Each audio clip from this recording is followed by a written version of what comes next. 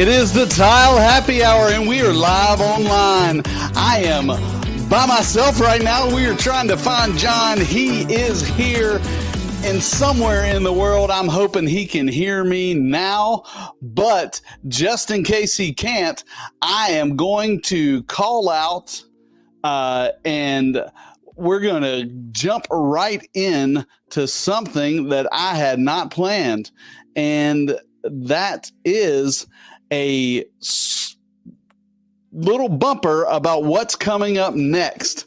And next in the next few weeks, we are having some special guests, and the special guests are exciting. And one of those guests is Mr. Ron Nash. On June 6th, Ron Nash is coming, and I even made a little bumper for him.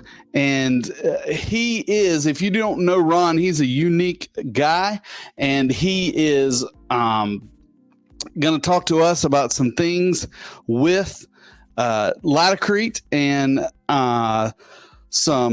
the state of the industry. And if you know anything about Laticrete, they are innovators in the tile and stone world. I mean, I've said it before, they invented thinset. Thinset was one of the things that the Rothberg family came up with, and Mr. Ron Nash has been president for the last couple of years, and he is gracious enough. He's going to join us on the 6th of June, and that's going to be at our new time at Tuesdays at 8 o'clock. And John, if you can hear me, I sent the link to you in your email with the assets. So you should have the link to get on live. If not, I'm going to see if my lovely assistant here can help me out and get that to you. So it is a happy hour. It is the live stream, and we are cheers to each other. The drink cam is on. As you see, it is once again Jameson. We'll love to see what John is going to bring in. I'm going to try to pull up something here to get him online. And today was it's going to be an interesting episode. We're talking about one of the things that I started when I started in the industry was Terrazzo tile. And Terrazzo was a part of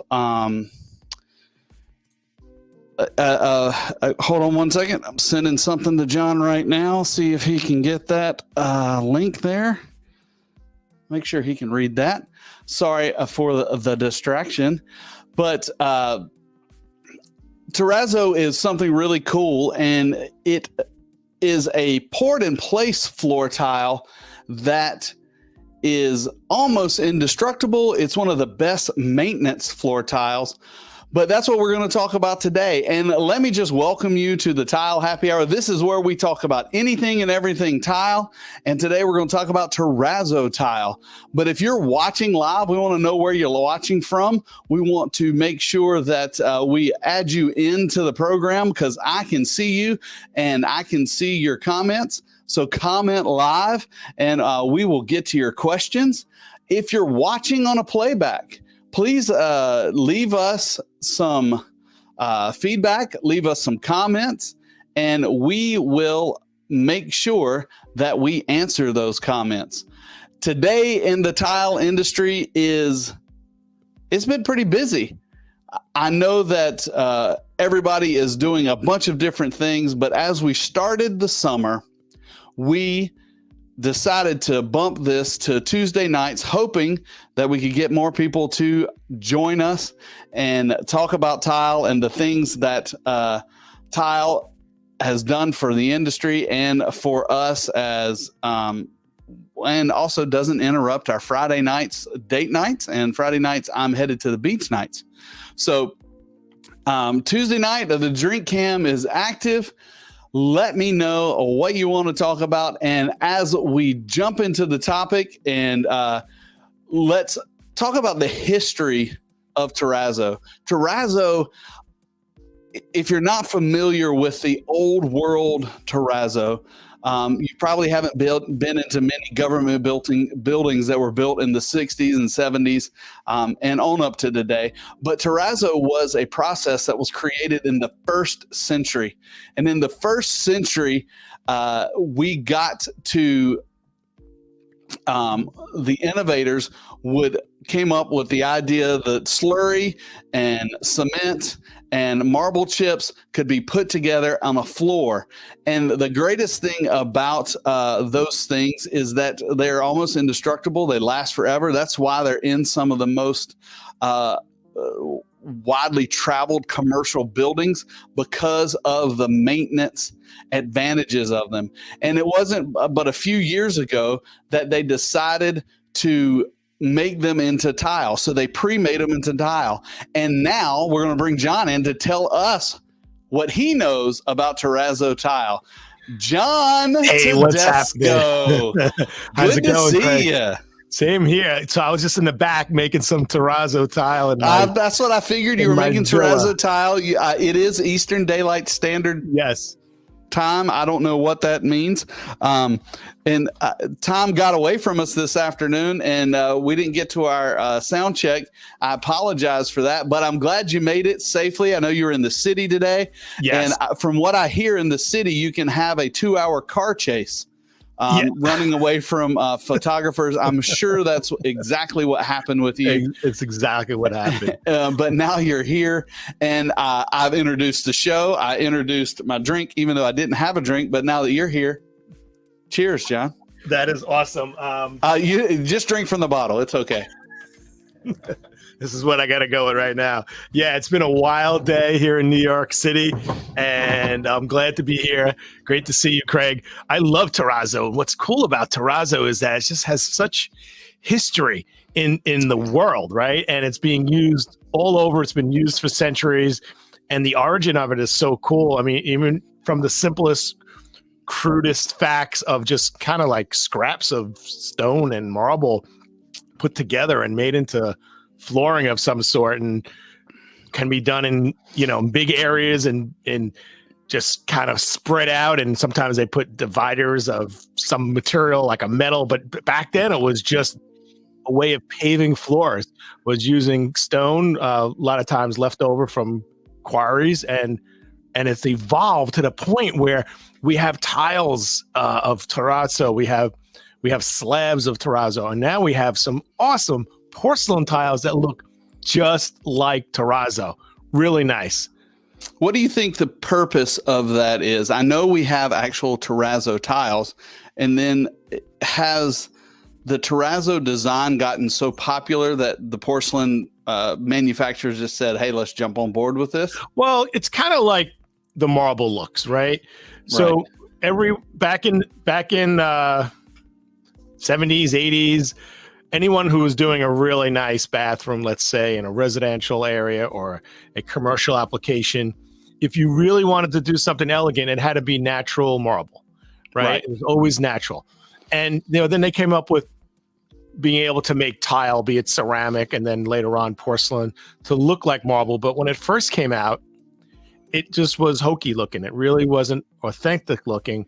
So it really didn't take off. Yeah. Now with the technologies, this printing technology, so to speak, on tile, it can make it look really natural. Sometimes even different like finishes on the surface, and they can make terrazzo look in porcelain tile that looks so authentic you wouldn't really know that it wasn't a terrazzo tile. So because of that, there's been a big resurgence, because sometimes terrazzo is off the table for many reasons: cost, thickness, maintenance, availability, competence, right? I mean, real That's terrazzo. the biggest thing, yeah, it's true. I don't know, in North Carolina, where you're at, do you have Mhm. you guys have many diners there, like typical diners?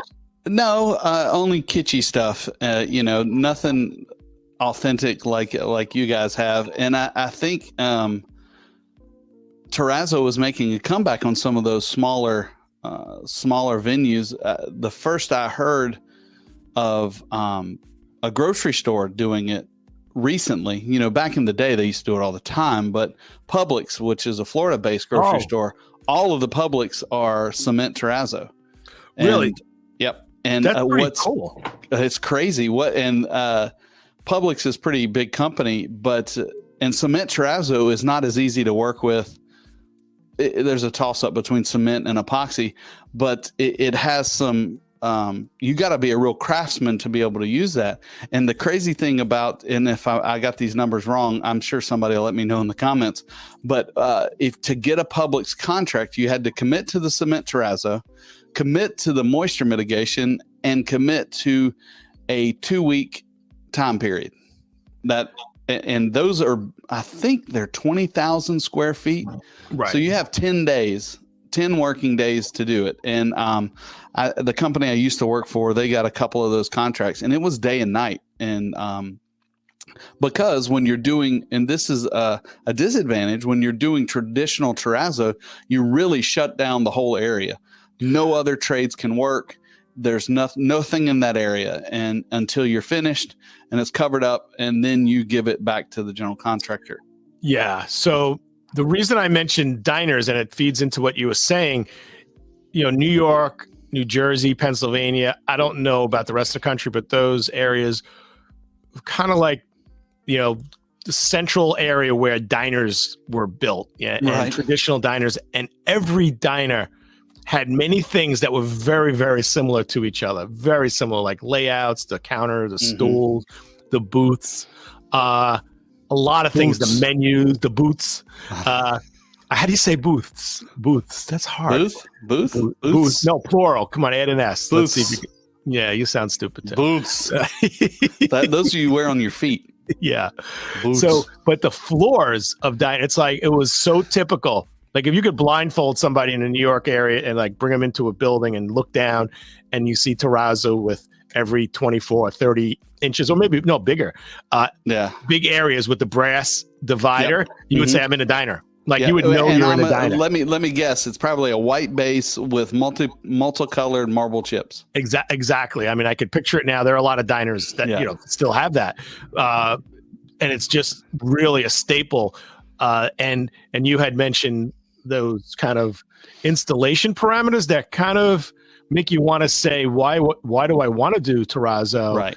Because, in a commercial application, there's timelines, there's trades, a lot happening. And if you could come in and you want the terrazzo look, instead of doing a traditional terrazzo, meaning, actually one solid piece, maybe you can buy terrazzo tiles that are pre-made. Yeah, because I think originally who tried to knock this off was VCT. VCT came in with the white colored tile and the speckles, but you compare VCT's quality to terrazzo, and there's no comparison. VCT has to be re-waxed, it has to be reinstalled. Now it is cheap, and like I think where you're headed is, now you have a porcelain tile or a terrazzo tile that mimics some of the good qualities of terrazzo, but yet kind of saves on some of that cost. Also, some of the getting out of the way. Tile installation can be a little more forgiving. For access. So I threw a couple of these in here. Does that look like your diner? Yeah. Well, the smaller aggregate, typically is somewhere in the middle there, right? As far as the aggregate size. So when you say terrazzo, just like when you say a marble look, sometimes you don't mean real marble, sometimes you don't mean real terrazzo. So there's basically three types of terrazzos, right? There's the one solid, piece, meaning on the job. What do they call that? It's called poured in place. Poured in place. Yep, poured in place terrazzo. Now, is it concrete? Like, walk me through how do you? I've never seen that done. Do they pour the cement down and then put the stones in it, or is it mixed together and then troweled on? It's job mixed and troweled on, and the two distinctions are there's cement terrazzo and epoxy terrazzo. Cement terrazzo is typically it was just your white and gray base. So you had a white and gray base, kind of like those pictures I just I stuck up there. Right. The cement would be the stuff that holds the rocks together, and then epoxy terrazzo.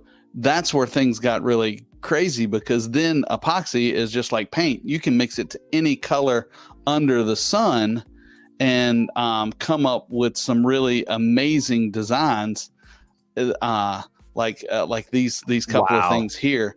And they're job mix. So what happens in a commercial application is you have a designer that says, for instance, this is Fort Lauderdale Airport and Ronald Reagan Airport.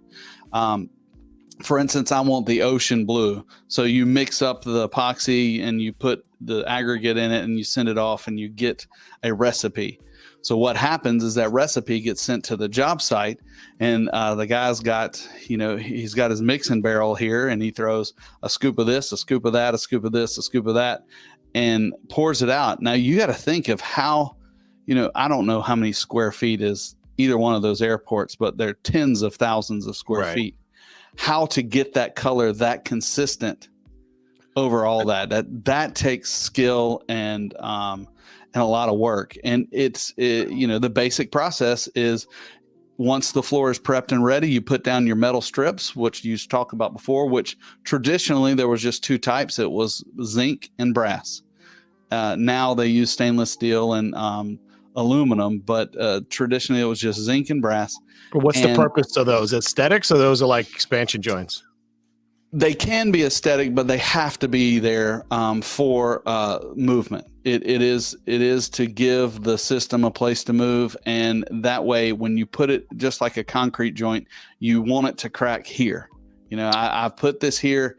I want it to crack here rather than cracking through. And I'm pointing at my screen, but cracking through my fancy leaf over there. So, but what you mean by crack is, obviously, if you can visualize, if there's like stress, you don't want the stress to show itself in the middle of a floor. So you're saying the stress kind of dissipates through the metal. Does anything, if there was a floor that didn't have the metal strips, and let's say right in the middle of the floor, it's going to crack because of environmental conditions, settling, whatever, hot, cold, temperature changes. Sure. Let's picture that same exact room, and let's picture the same exact square footage, same material, and now you have the metal, and all of a sudden there's this event that wants this stress. Does it find that joint, and then does anything happen noticeably to that joint, or it kind of just dissipates? Yes and no. It depends on how severe the movement is. But yes, what that joint does is it creates a weak point. And the movement's going to find the weak point, and the weak point's going to crack there. That's why we have cuts in our concrete and stuff like that. Most of the time. But what do you mean by it's going to crack there? Is it actually going to crack, or is it just it'll separate from the metal? So if you ever go into a large area, and you see those metal strips, sometimes if it's an older building, you'll see that there's a gap on one side or the other. And that wasn't the way it was originally. That wasn't the way it was originally. But that is just taking the movement and it's placing it in that spot. So the floor is not destroyed. It's like it did its job. Correct. And that can be fixed and patched. But if you don't put it in, I think then you're at the luck of the draw of where that crack's going to end up, and that can make it a lot more difficult to fix. So, question for you: you talked about the cement base, a cementitious base, usually a gray or a white, and then there's the aggregate, and then there's the did you say epoxies? The base. Okay, so the epoxy base, and the reason you're bringing that in, one of the reasons you're bringing that in is to have the blue background. Let's say in that last picture. Yeah. Is there are there other benefits like strength and absorbency in the epoxy as opposed to the cementitious? Yeah, epoxy is stronger. It can be poured thinner, So Oh, you can get a thinner floor, and correct me if I'm wrong in the comments or online. You can pour an epoxy terrazzo at 3/8 of an inch thick, and I think cement terrazzo has to be an inch or maybe an inch and a quarter. and cement of that type is weaker when it's thinner and stronger when it's Correct. thicker. Yeah, it's more brittle. But yeah, so you mix it up on site. You mix it up in your mixing barrel, and then you dump it on the floor and you trowel it with a trowel, kind of like you would do concrete, and you get Right. it flat, pack it in, and then you let it dry. And what's crazy is you let it dry and it looks like oatmeal. It looks Terrible. terrible.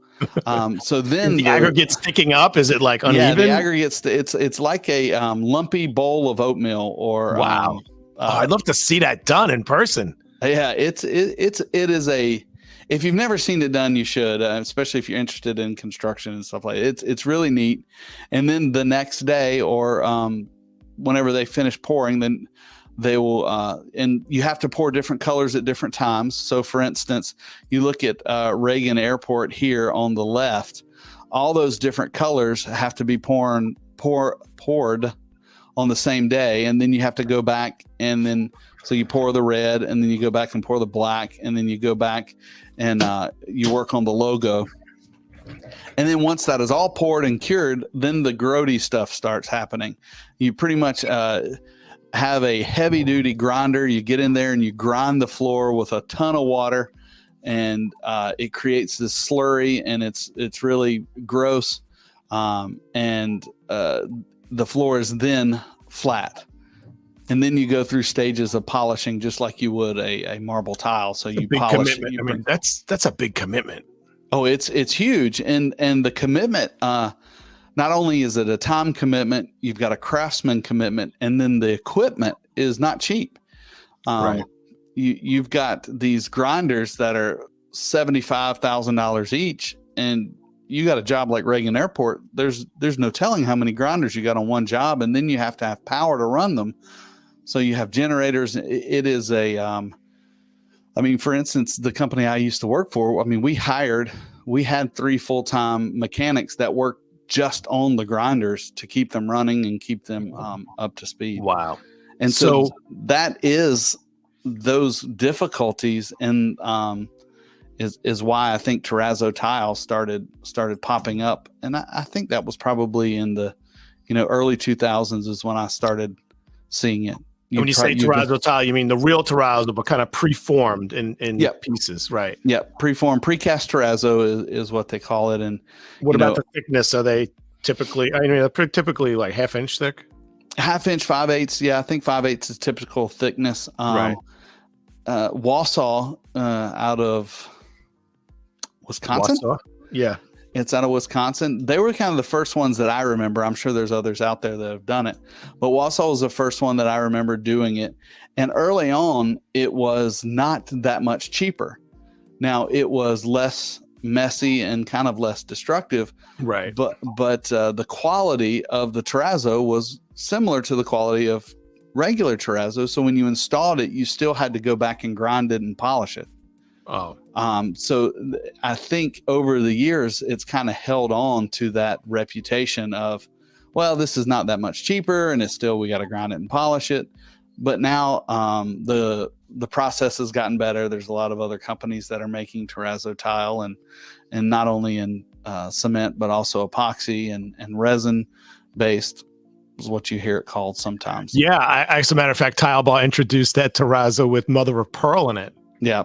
Mother of pearl's, mother of pearl and glass. I mean, you can really do some really neat stuff with terrazzo poured in place. I mean, when my wife and I, we had a school for a while, I designed a floor and we did it in terrazzo in the gang bathrooms just because I could.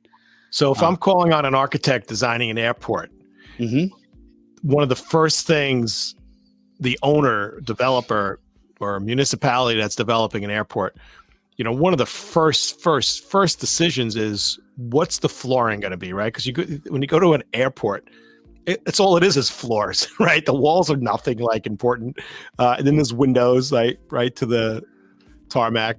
So the floors are like literally, think about it, right? When you think of airports, you just think of floors, like endless floors. Yeah. Thank you, Daniela. Thin terrazzo can go down to 1/4 of an inch. I was wrong. Oh, really? Danielle, I appreciate that. Thanks for jumping in, correcting my memory, which is dangerous at best. But so what's one of the first questions if if I was an architect and I went to the not thinking about budget? Yep. And I would say to the powers that be, so what kind of experience do you want when people are traveling? And here's why that's important. Picture the luggage cart with wheels. Yep. Right. And we've all been to those back ass airports, right? And you drag in your luggage and you hit click over the grout joints, right? Yep. And that's where people go crazy. It seems minor, but it's not. If you have a building full of people wheeling 49.5 pound pieces of luggage, right? Exactly.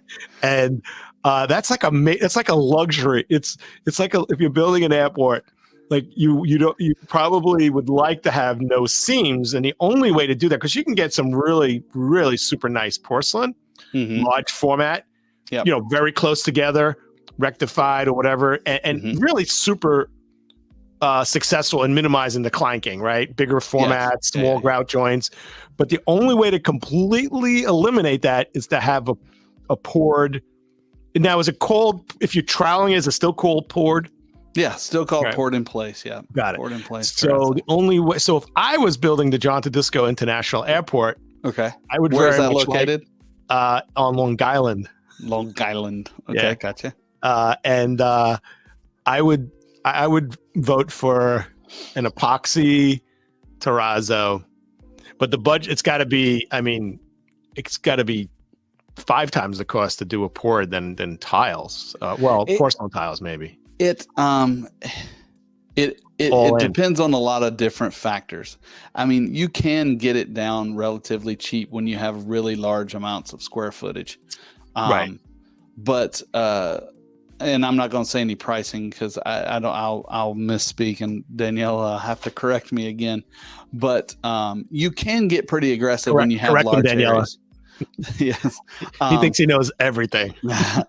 No, but it is less expensive. But we've talked about this before. You've got to look at lifetime costs, and it has the best lifetime cost of any flooring material because of maintenance, and it really will never wear out. Right. Well, but I'm going to argue with you a little, and I have no stats to back it up, which is how I operate. I feel like terrazzo would have some maintenance, especially the cementitious. I don't know. The epoxy probably needs some polishing or whatever, but a good quality porcelain needs zero. Well, and when I say maintenance, I mean it still requires like cleaning, but as far as it's you can't destroy it, like porcelain tile, if somebody with the wrong cart comes across it, you could damage it. But I would say that they're pretty close on maintenance, porcelain tile and terrazzo. But terrazzo historically has had the best cost overall. Hey, before we get into the tiles, yes, I got a question for you. You ready? Right, I'm ready for you. Daniela says it wasn't a correction, just information. Hey, we appreciate. She's so sweet. That's really nice of you. John would say it was absolutely a correction, but I appreciate it, Danielle. All right. So we often do our, well, first of all, you were fumbling around. I don't know what you're doing. Did you hear that Ron Nash is going to be with us with Laticrete in 2 weeks? Yes. I was just looking for the date. So Ron Nash is the CEO. COO, Chief Operating Officer and President of Laticrete International, is it called? I don't know. But it's called Laticrete. Laticrete. Well, it's very hip now just to have once like share or, just one word. Laticrete. Bono, exactly. So your world evolves a lot around the setting materials, and Yes. I highly respect your experience and Yeah. knowledge of that industry and latticrete. I've been in the industry my entire life, and I've had that same level of reverence for a few companies in the industry, and they are definitely the one who's led the way in innovation, coming up with products. And Ron is a great guy. I'm looking forward to chatting with him. So we're going to have Ron on June 8th, maybe 6th. June 6th. June 6th. Here, I even made a slide for you.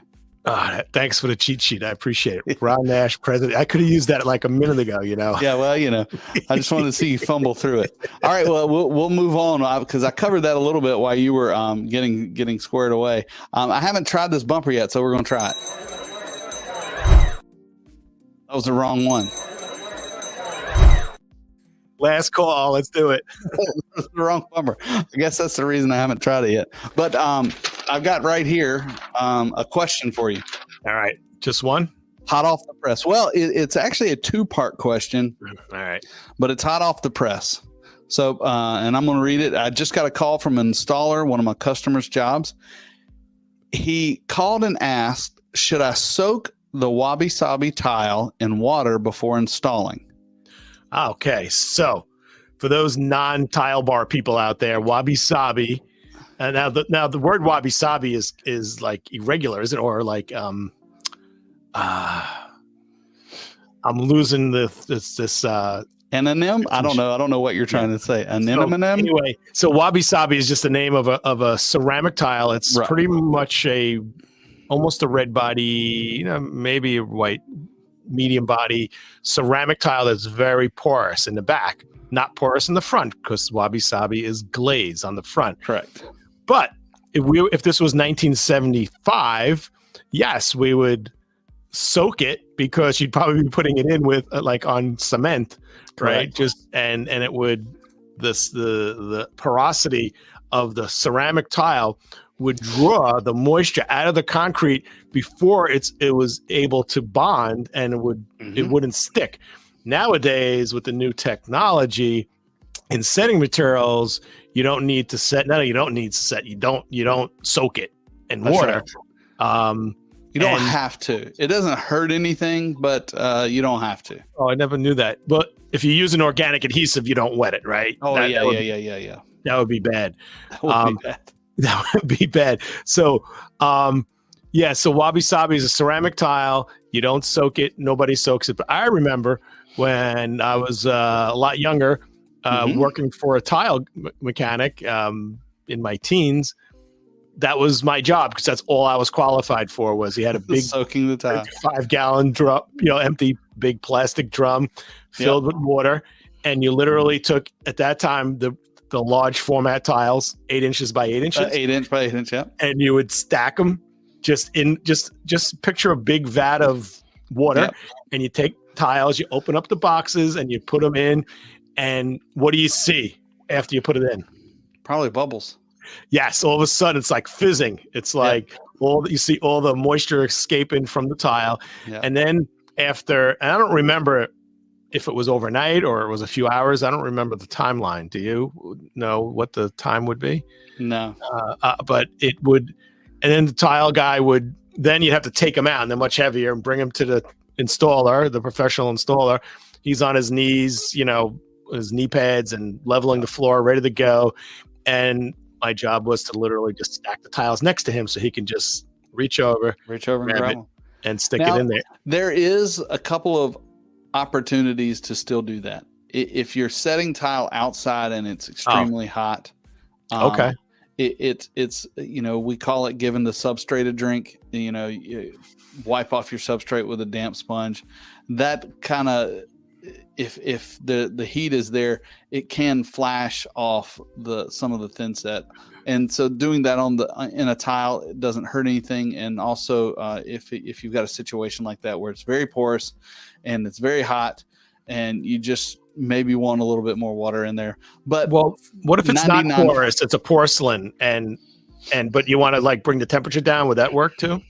It could, yeah. I mean, it Yeah. could bring the temperature down. It's not going to absorb in, or not much of it anyway. Right. Well, but there's a part two that will, and John, man, I need a Yes. little sound effect button.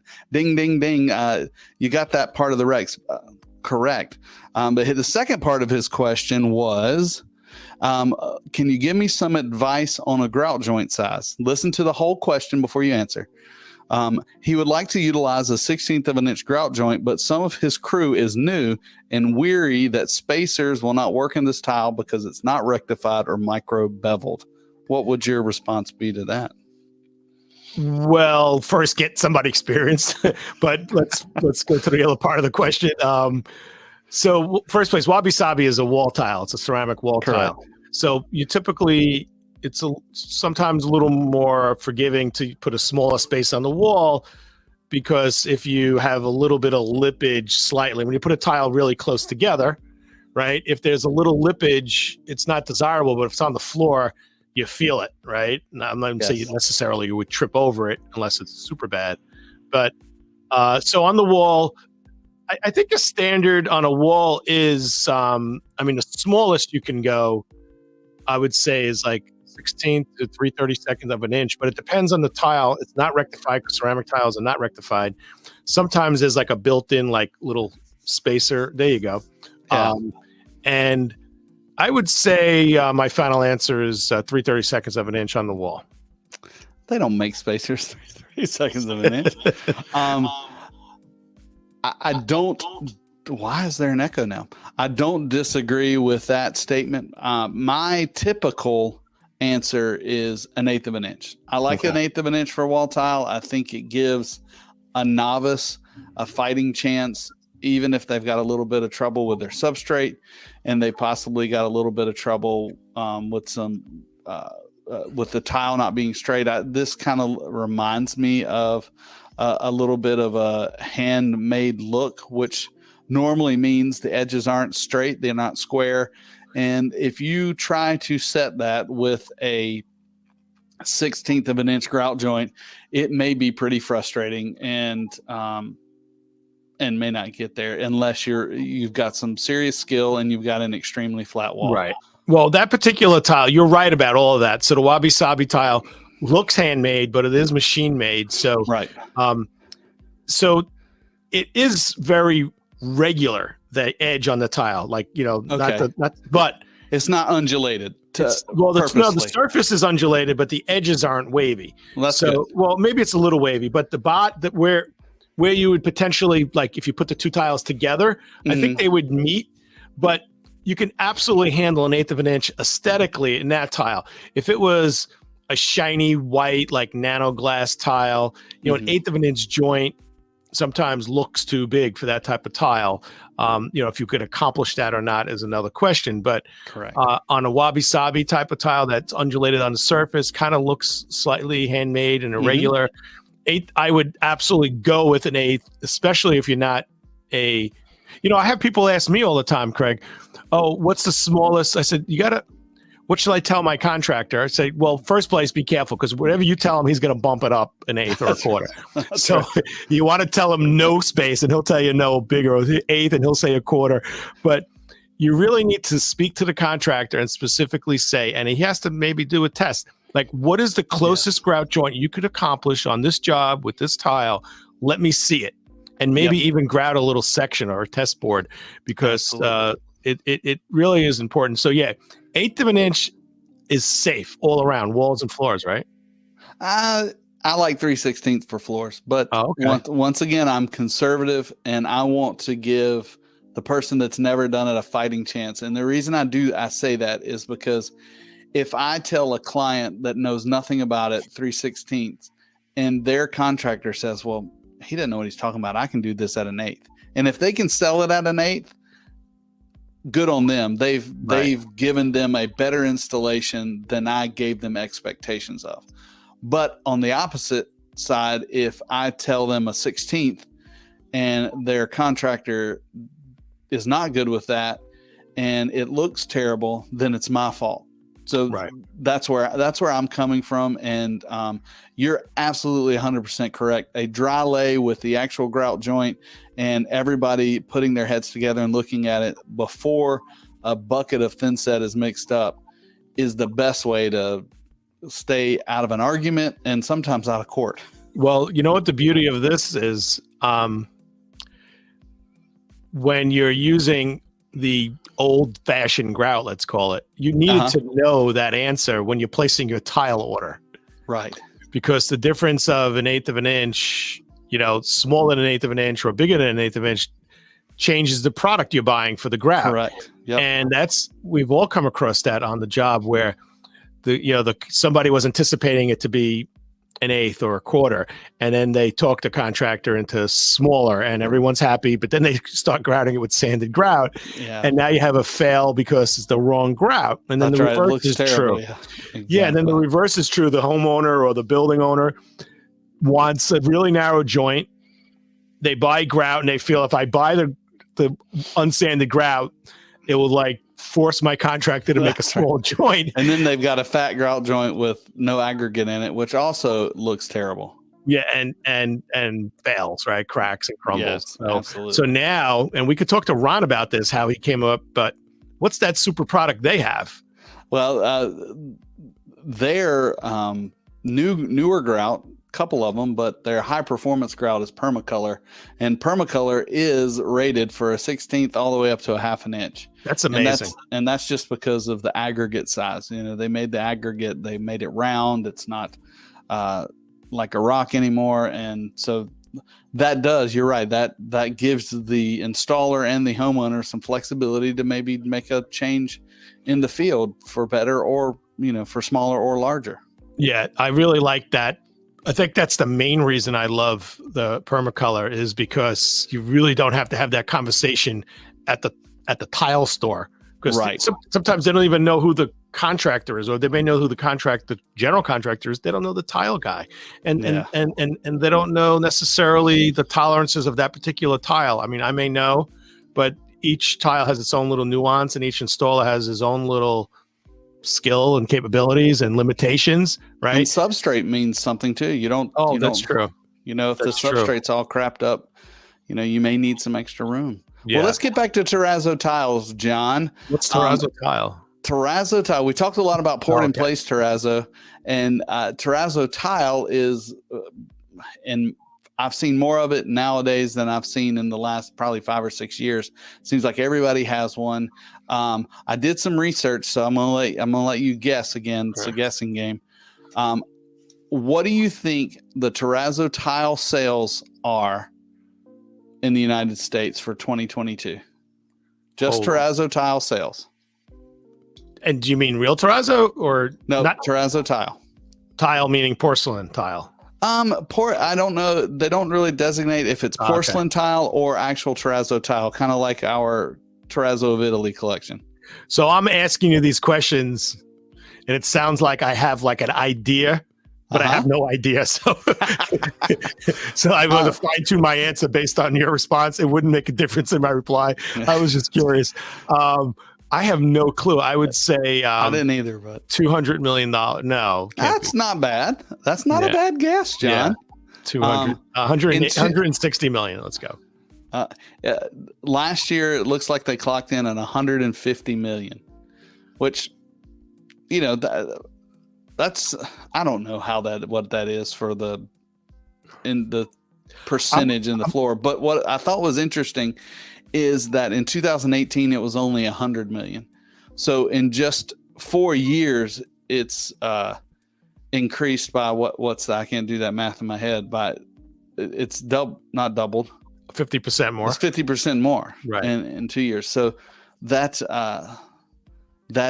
part of our industry has increased pretty steadily and pretty exponentially over the last 4 years. You know what? When Tile Bar started bringing in porcelains that look like terrazzo, I think our first success with the terrazzo was, the real terrazzo, and still is real terrazzo tiles. Not we don't do poured Sure. jobs.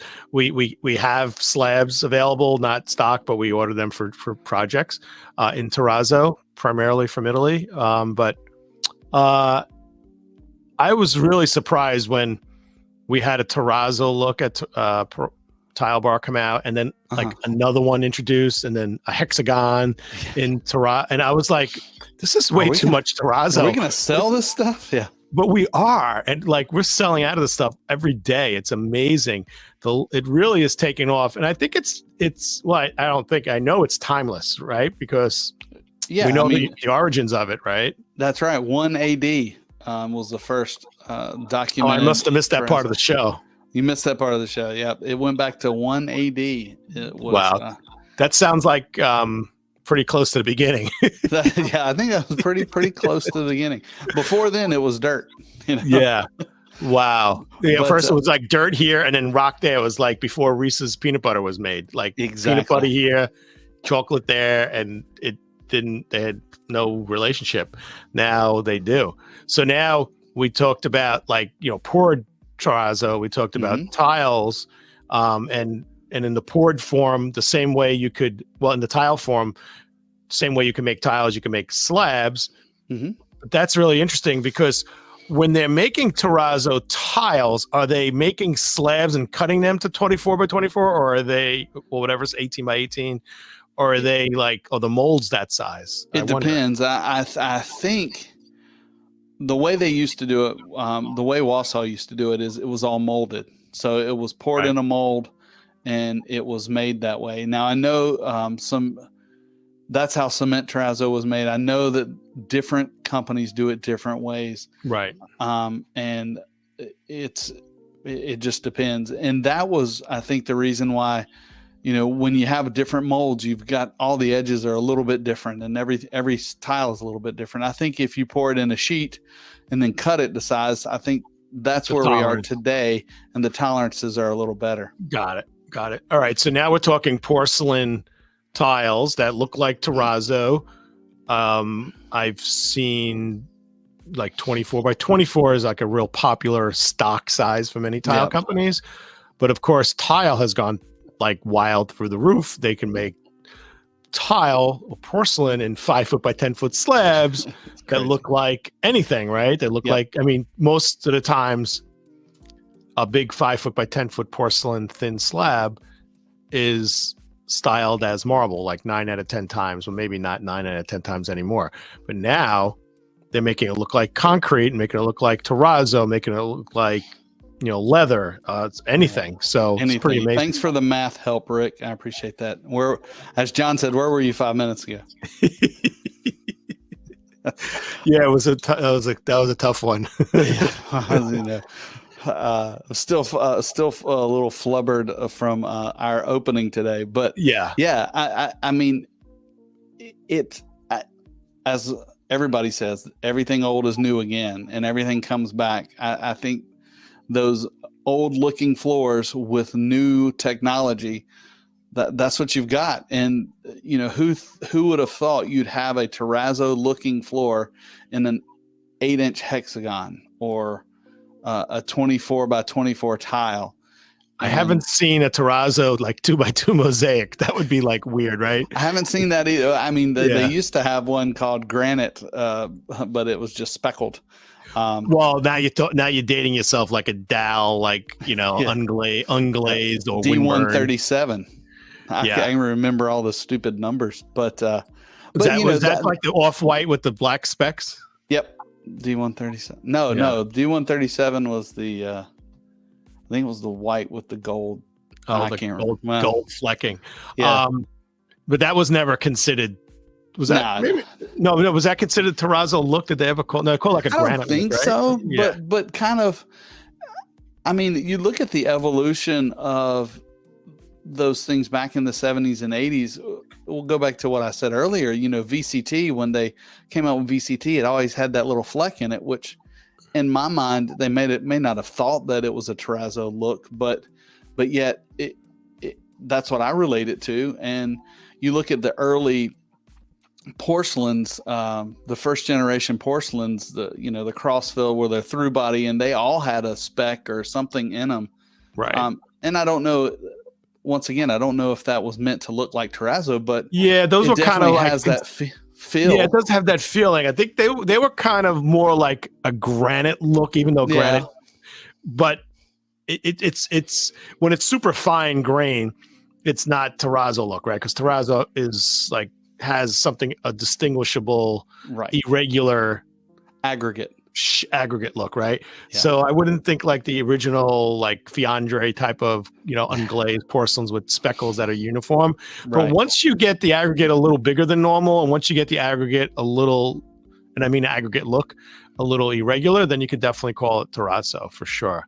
Yeah. I wonder where terrazzo's going. I mean, people are putting terrazzo floors. I haven't seen any applications. I don't think I've seen applications with terrazzo tile or looking tile on the walls much, but I'm sure there are.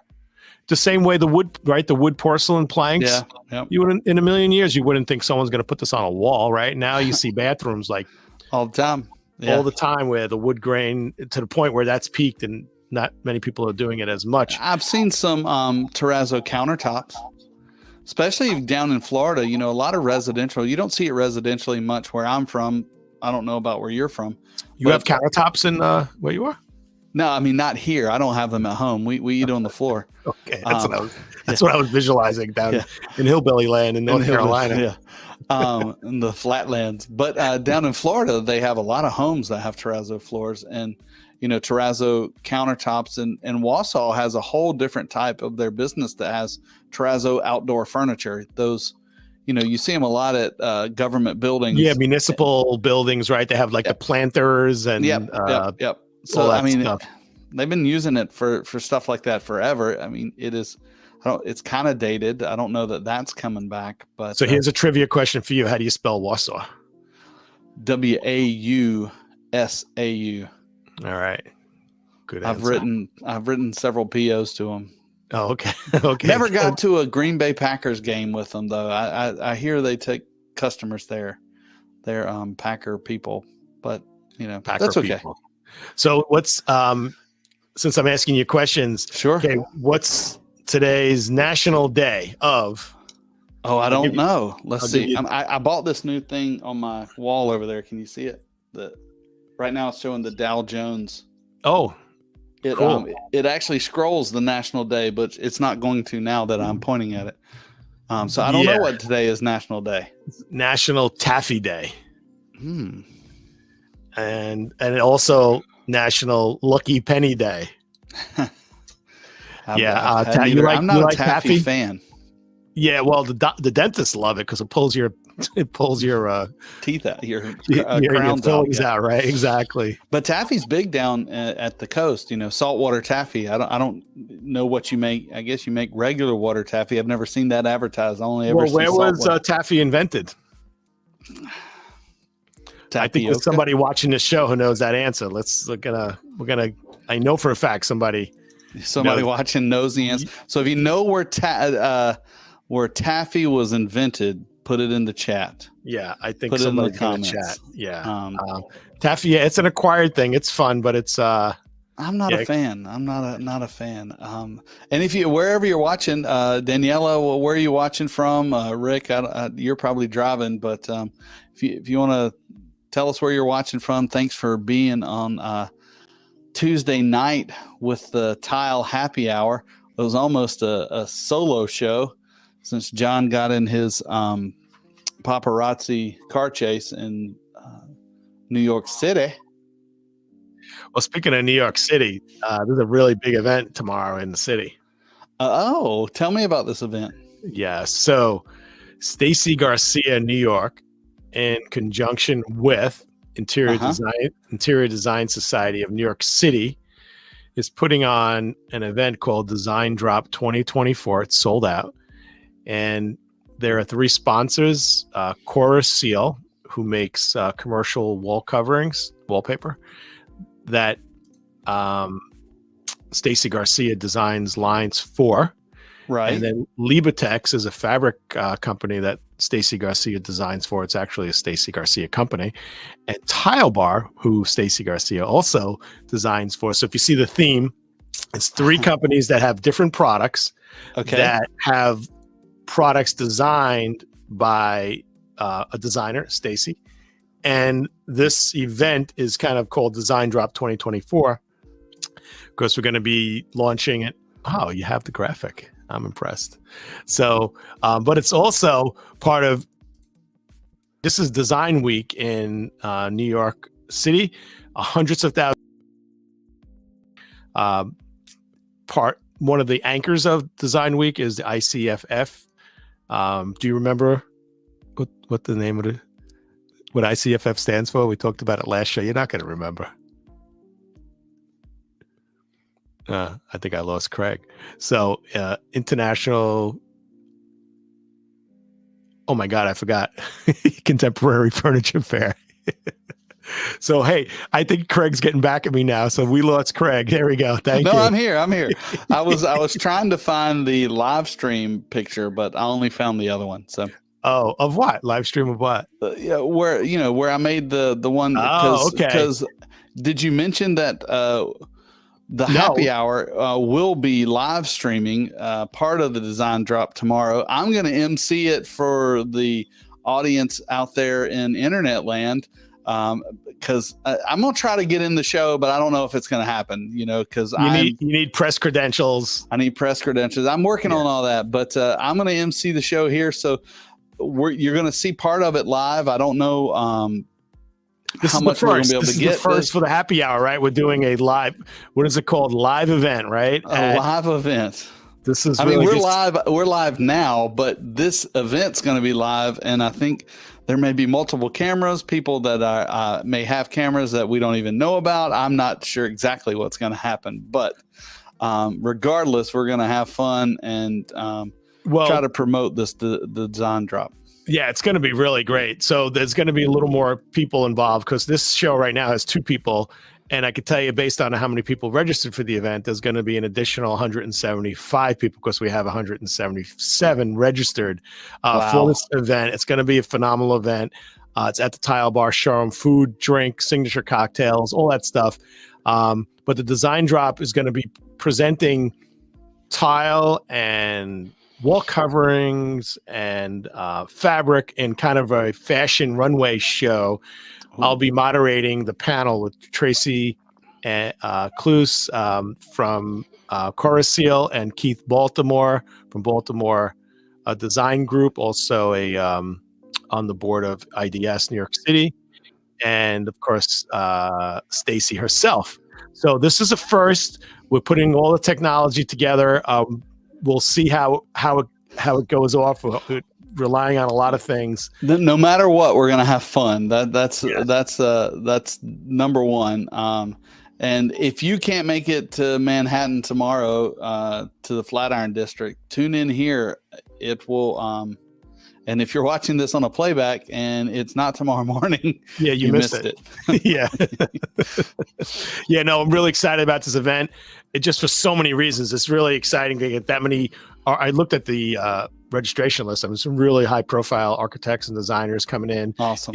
Industry leaders, vendors of products in the industry, including, Corasil, Tile Bar, and Libertech. So it's going to be a really great event. Glad that you're emceeing. It's going to be fun. And hopefully we'll see all you out there. Really looking forward to it. So tomorrow, when we say tomorrow, we mean Wednesday, May 24th, if you're watching this on a playback, 2023. And hopefully if you have a ticket, you have the hottest ticket in town. There is a wait list now. So if you are in New York City, the registration link is idsmay24.eventbrite.com. So you can still get on the wait list because there are people, like I had somebody today, they said they registered twice and I had a ticket freed up, and we realized that. So it's idsmay24.eventbrite.com, and you can get on the wait list and maybe we can get you in. Awesome. So this has been really interesting. Terrazzo is cool. I'd love to see where Terrazzo, I don't know where else Terrazzo can go except the moon or Mars. Maybe Terrazzo with moon rocks. I would say that's probably a good idea. Maybe we got to talk to Elon Musk. Maybe he can bring us back some aggregate. Maybe Elon can join the Tile Happy Hour and let us know if we can get some moon rock terrazzo tile. Let's do it. Let's get on it. Well, this has been a really good discussion. Glad that we worked out the little technical glitch in the beginning. I got here live. Craig, thanks for getting things off the ground, and happy that tomorrow the happy hour, the tile happy hour, will continue. As everyone, I guess, knows by now, the happy hour is new time is Tuesdays at 8 p.m. Summer hours, and we hope that you join us live or you join us on a replay. So this is John Tedisco. I'd like to wish you a happy hour. And I just want to close it out. Sorry for the rough beginning, but we got going. Just enjoy, as always, talking about tile with my tile friends. And I hope that we all just continue to keep learning together. We'll see each other soon. Tune in tomorrow night for a live event here, and let's tile the world.